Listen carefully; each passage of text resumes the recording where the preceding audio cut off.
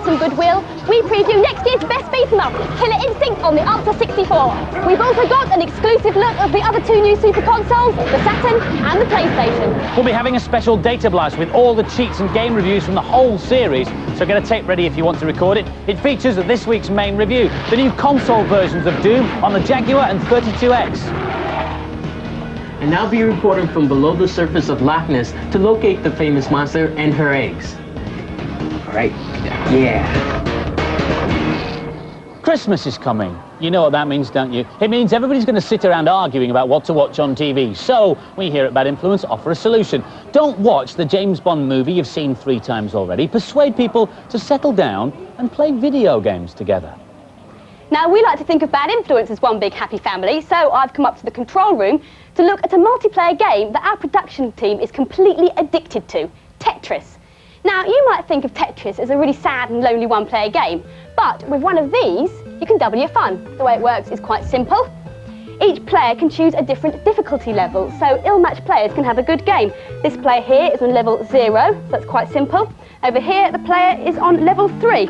Also, every time you get rid of a row of lines, they're transferred onto the other player's screen.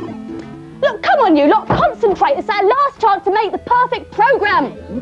There are 2 so-called multi-tabs that you can use to play any of the SNES multiplayer games. You simply plug them into the joypad port and then plug 3 other joypads into them so that 4 of you can play games like Street Racer, Jimmy Connor's Tennis, or the one they're playing here, which is Super Bomberman 2. Look, there's player 1, player 2, player 3, and player 4.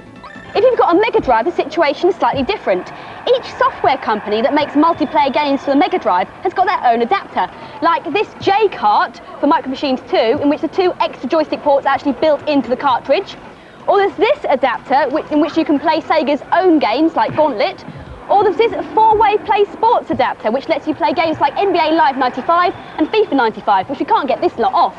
But for the ultimate in family football fun, what about this? This is the 3DO version of FIFA, and you can play with up to 6 players. This is how it works. Excuse me, gents. Player 1 plugs his joypad into the 3DO, player 2 into the joypad of player 1, player 3 into the joypad of player 2, player 4 into player 3, player 5 into player 4, and as I'm going to be player 6, I've got to plug it into the joypad of player 5, which is David.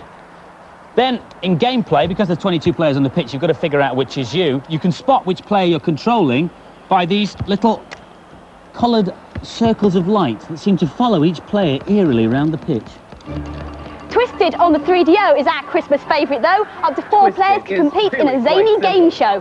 Roll the cyber die, complete the various challenges, and get to the end first. Twink Fizdale is your bleached, toothy host, and players pick contestants as Twink guides them to the top of a spiralling game show board. Okay, so I've called Andy over for a challenge. Now I have to secretly press A, B or C to choose the row, and I've done that. Now, Andy is Major Steel, so he has to choose A, B or C. So this is the actual challenge he's got to do. Oh, God, I like this one. So obviously you've got to match up the different pictures. Come on, Andy. No, that carpet's in the top right, I think. That's it, and then the round window, That's it. Here, glass one. Yes! Yes! Yes! Christmas bells, ding dong, ding dong. Welcome, Christmas furtlers. Now, because nobody bothered to turn up to my Christmas party last year, I've decided not to invite any of my so-called friends this year, but instead to invite my relations. Oh, hello, Granny Nam. Oh, hello, dear. My, how you've grown. Yes, Granny, you're just in time to help me with my first cheat. Oh, that'll be nice, dear. It's for Road Avengers on the Mega CD. What's a Mega DC, dear? Oh, never mind, Granny. Just do what I say and pick up that black thing. Right, on the options screen, just press A 5 times. That's it, then B 5 times. And A once again. And then you'll be able to sit back and watch the animation as the game plays itself. Oh, that's very nice, dear. Now, give Granny Nam a great big kiss. No, get off, Granny. The nearest you'll get to a snog this Christmas. This is the classic computer game Doom. Not so much a PC shoot-'em-up, more of a legend. It started life 2 years ago and became an overnight sensation. Everyone and everywhere wanted a piece of the ultra-violent first-person action where you play a Marine sent to Mars to clean up a base overrun by mutant zombies. And most amazing of all, the original Doom was what was known as shareware. That was so you could get a free version of the game by downloading it from the internet. The programmers decided they'd been too generous with the shareware idea, and so they produced Doom 2 with new monsters, 30 new levels and a proper price tag. As with the original, the idea is beautifully simple. Kill or be killed, and get to the next level before the undead get you. Now, for the first time, Doom is available on console, although only on 2 of the new posh ones. This is how it looks on the Jaguar, described as a special edition. They reckon it's the best version ever made. It's certainly easier to play as it comes with this special joypad overlay that shows you where all your weapons are. And here it is in 32 bits on the 32X. This version has all the weapons and all the gore, but fewer levels. So, which version did our panel prefer? Here's Paul. You don't have to play either of these games for very long. See, the Jaguar version is far superior. It also has much better gameplay. The first thing you notice is the 2 versions look quite different. The 32X version on the right has a border around the picture, so you get less of a sense of actually being there. Also, the colours in the Jaguar version are more subtle, which is good. The Jaguar game has the true gloom of Doom. It's got all the atmosphere of the PC original. There's also a lot more detail in the Jaguar version. Now I'm going after the pink creatures. They take 3 hits, but as you can see they're actually biting me, which makes me lose a lot of my energy. I've now picked up the minigun, which is a much better weapon. But it's how they play that really separates the men from the boys. This is the Jaguar version. It's much faster and scrolls better. For anyone who hasn't played Doom, you shoot everything that moves and scavenge from them. Back to the 32X version. Here I am playing one of the last levels, which is pretty simple. This version is quite a bit easier than the Jaguar one. The baddies are easier to kill and it only has 17 levels. Younger kids will probably prefer the 32X game, but real Doom players will get bored pretty quick. The Jaguar game blows away the 32X version. Hardcore Doom addicts will love it. My vote goes to the Jaguar version. It's a great game and it has the best score I've seen all year. They both play really well, but the Jaguar just has the edge. And the scores for Doom. The Jaguar version gets 5s. And the 32X version gets average 3s. Ever fancied a trip below the murky waters of Loch Ness? Well, Z managed it a few weeks ago, but not in Scotland, in a high-tech museum in Norfolk, Virginia, at the largest naval base in the world. Norfolk is #1 in the world when it comes to naval craft of all types. It has the world's largest natural harbor and America's oldest and biggest shipyard. So it's not surprising that they chose it as the home for a brand new museum of the sea, Nauticus, the National Maritime Center. Like in many modern museums nowadays, the emphasis is on interactivity. You can be a TV weatherman. Look at these temperatures. You can steer an oil tanker. You could pump up a sub. You could track the undersea world using sonar. You can tickle an urchin or stroke a shark. But the high spot of Nauticus is to take a trip under Loch Ness with a crack team of explorers.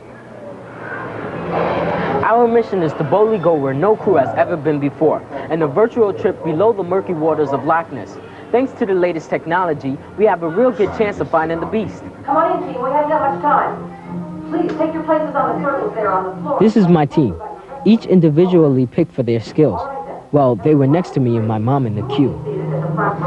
Being attacked. Each of the crew has a specific task. We have a pilot who controls the craft, 2 robotic arm operators whose task is to collect Nessie's eggs if we can find any, a periscope operator, and a commander who can guide the pilot by seeing what's on the radar screen.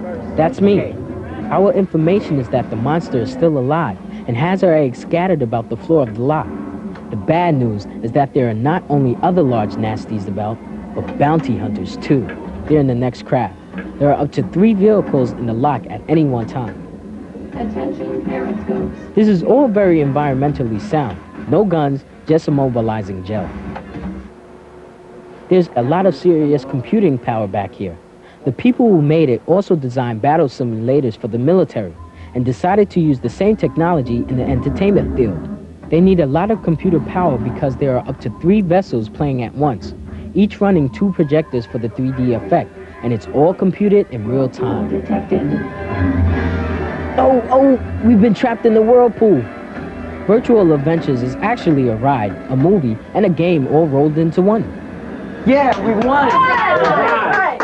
What's new and different about Virtual Adventures is a great sense of teamwork. Do we have fun, guys? Yeah. Yeah, and it's addictive. Time for another mission. Let's go. Yeah. Oh, and I almost forgot. Merry Christmas. Christmas bells, ding dong, ding dong. Christmas bells. Oh, Furtlers, the party is going with a real swing. And this is Baby Bam. Good little Baby Bam. Are you going to help Uncle Nammy Whammy with this next cheaty weety then? Yes. Oh, good. It's for Teenage Mutant Hero Turtles on the Snezzy Wezzy. Yes, it is. And you'll be able to play with 2 new extra characters. Yes, you will. On the options screen, just press X up, Y left, B down, A right, X and up. And then, when you start to play, you'll be presented with 2 new extra characters to choose from. There we go, Rat King and Karai. Hey! Oh, Bam, what have you done? Excuse me, can I have some help over here? It's a good thing this programme doesn't go out in smell-o-vision. There's some interesting hardware in the shops this Christmas. There's the 3DO, the first CD super console. Then there's the CDI, which lets you play movies on CD and has some nice-looking games, like this new one, Chaos Control. Then we've got the Neo Geo CD, which lets you play arcade fighting games in your home. And then there's the Jaguar, the world's first 64-bit console. But 3 new machines are set to take over next year, and Bad Influence is the first place where I've ever seen them all together. This one is Sega's Saturn, due to replace the Mega Drive and supersede the stopgap 32X. It's a 32-bit machine. It'll play games on carts, the slot in the back here, and also on CD. There's only one game around for it at the moment, Virtua Fighter. This machine has been specially imported from Japan for Bad Influence, but the Saturn will be available in the UK next year. This one's the Sony PlayStation, and this one's also just been released in Japan. Now, Sony are a pretty big name so far as hi-fi and TV are concerned, but this is their first foray into the world of video games. Will they succeed? Well, so far the signs are good. Over 100,000 machines were sold on the first day alone. It comes with the classic arcade game, Ridge Racer. Players cruise across the globe attempting to beat each other in a race to the coast. You can achieve incredible speeds. You tear up the tarmac through cities, winding mountain roads and canyons. Different racing conditions hamper your progress, and drivers will even have to race at night. The level of detail and realism has never been matched outside an arcade, and the home version of Ridge Racer will leave you breathless. The PlayStation's got quite a few nice little touches, like all the game CDs come in this funky black colour. Put that in, get that going. Also, the joystick is really innovatively designed. It's really, really comfortable. You've only got 4 direction buttons, but you've got 4 normal buttons on the top there, and 4 more at the side, like 2 SNES pads stuck together. And you get to play a nice little game of Galaxians while you're waiting for Ridge Racer to load. Died. The PlayStation should be out in the UK in about a year's time. And so to Nintendo's super console, the Ultra 64. Well, details about it are rather sketchy. There are no working prototypes. There aren't even artist impressions, so we can't show you that. But we can show you this. This is the arcade version of the Ultra 64, and they say that when the console version is released, the electronic jiggery-pokery inside it will be able to run exactly the same games as this baby. So you'll be able to play games like this in your bedroom. This is the awesome Killer Instinct. It features amazing 3D sprites and backdrops.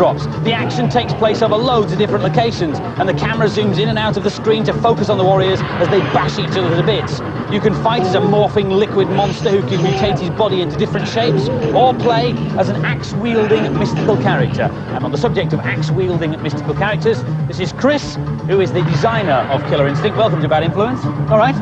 He's going to demonstrate for us one of the amazing features of this game, a 27-move combo. Check this out.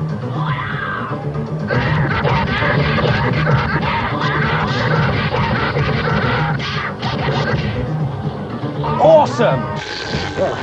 Furtlers, you're just in time because we're just about to play a party game. But first, a quick cheat for Lawnmower Man on the Game Boy. Hold down A and right, and then turn the Game Boy on. Then when the license screen appears, hold down left, B, and start. And after the story, hold down B, A, and start. And you'll get A secret level select menu. And now, party time. Right, listen, pay attention, pay attention. We're going to play a party game. Now it's called charades, and you all have to guess what I'm miming. Here we go. No, it's a computer game. Right. Mortal Kombat 2. No, this means two words. Right. No, it's Lawnmower Man. Right. If you're not going to play properly, I'm sick of you lot. You can all get out. The party's over. Come on, get in there, get out. Don't ever darken my basement again. And now for some more games reviews. The final chapter of the Star Wars trilogy comes out on the SNES this week. Super Return of the Jedi lets you play 5 different characters, including, for the first time, Princess Leia. All the characters are blessed with different skills and are best used strategically. So, if you need to kill a baddie from a distance, don't use Luke's Force, use Han Solo's gun. Here's Lakesh. This is arguably the best of the Star Wars games, but I hope it's the last. I'm genuinely fed up with them. Here I'm flying in the Millennium Falcon just above the Death Star. I'm trying to shoot down 20 TIEs. This is probably the best showing of Mode 7 on the SNES. I've got to try and get behind the TIEs so I can shoot them down without them shooting me back. With so many great games in the market right now, you'd have to be a real Star Wars fan to buy this one. I really enjoyed this game. It's fast, easy to control, and the graphics have a great depth and atmosphere. This style of gameplay is old and sad. Please create something different. Has Luke lost his Force? Super Return of the Jedi gets a 3 from the boys and a 4 from the girls. 2 years and £1 million ago, programmers started work on this new beat-em-up, Rise of the Robots. The game boasts an artificial intelligence program, which lets your computer-controlled opponent respond to your fighting style. If you repeat a move several times, the robot will learn to block it. Rise is being released on 20 formats altogether, and this week it's out on the consoles. Here's Sally with the SNES version. The good thing about this game is the futuristic metallic look. The list of bad things is a bit longer. It's slow, unresponsive, and there's no gore. In single player, you're always the cyborg, which is a blue guy. You play some pretty interesting opponents. I'm playing Crusher. His soft spot is his head, and I'm trying to get that, but I can't. I like the metallic sound when you hit the bad guy, but you just get some shards of flying metal. It's a shame they couldn't come up with some kind of oily ooze or something. Also, the controls are very unresponsive. The game feels really sluggish to play. What a waste of £1 million. Nice looking, shame about the gameplay. Like most people, I've been looking forward to playing this game, but unfortunately, it's a real disappointment. This is a really dull beat-em-up. Perhaps they spent too much time on the look of the game and not enough time on the playability. So the long-awaited Rise of the Robots gets a disappointing 2 out of 5 from both the boys and the girls. Last week's competition prize was one of these, a Wern's Multimedia PC. We asked you what is the actual date for the 12th day of Christmas. The answer is the 6th of January because you start counting from Boxing Day. Oi, stop blowing me up. The lucky winner is Vicky Brown from Oxford. Well done. Over 26,000 people entered. But 10 runners-up get bad influence t-shirts. No competition this week because it's the last programme in the series, but instead a special data blast which will include all our hints, cheats, tips and game reviews from the whole series, all 15 programmes. If you want to record it, get a video in the slot and set it into record now while I explain how it works in case you haven't seen it before. What you do is record the data blast at normal speed. It'll look like this, all flying through, bang, bang, bang, bang, bang, bang, bang. Then what you do is rewind it, and by using the frame advance, you'll be able to get access to pages and pages of bad influence information. So stand by, here it comes. What we've included are things like these, you must-haves, the ones that are well worth getting. Stuff that it's worth looking at, stuff that's dull, stuff that you must never get anywhere near. These are NAM's cheats. There's cheats for the Mega Drive, for the Amiga, for the Mega CD. There's loads of stuff. It's all there. That's it for this show and this series. We'll see you next year. Enjoy the data blast. We'll leave you with one of the hot games for next year. This is Ridge Racer. Have a nice Christmas. See you next year. Merry Bye-bye. Christmas. Bye.